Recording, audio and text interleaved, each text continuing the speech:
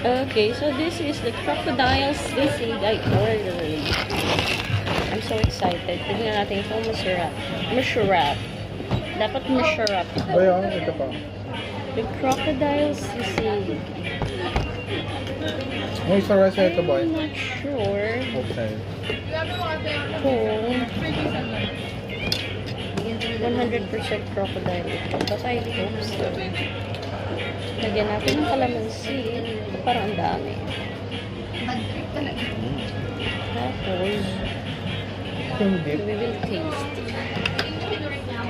Gusto natin yung mga... Yeah.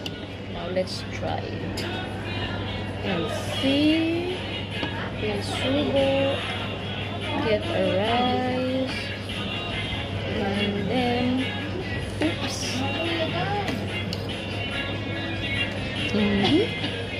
Heart. Egg. It's good. Yum. It's yummy.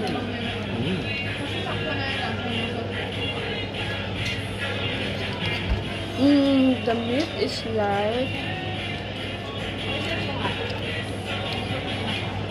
The meat is like a normal meat. Pork. Hindi siya lasang pork, hindi rin siya lasang chicken. Pero masarap siya. Lasang beef. Hindi rin. Hindi rin siya lasang beef. If you've tasted Monitor Lizard, yung bayawak, parang siguro close to like that. But I think it's more closer to chicken meat. Yung texture. Yeah. Gusto mong tikman, Han? Okay, ha? Ayaw niya. Baka maging crocodile ako. What? Kaya mo na yun. Ang sarap eh. Baka pag bumalik ka sa Manila, pag pumunta ka dito, magpa-order ako. Ito. Since meron pala dito.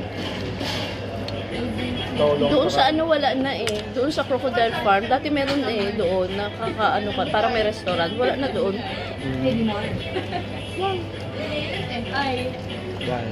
Hindi ko alam. Baka less visitors? Yeah, probably. Less kumakain. Siyempre malulog sila. It's really good. I like it.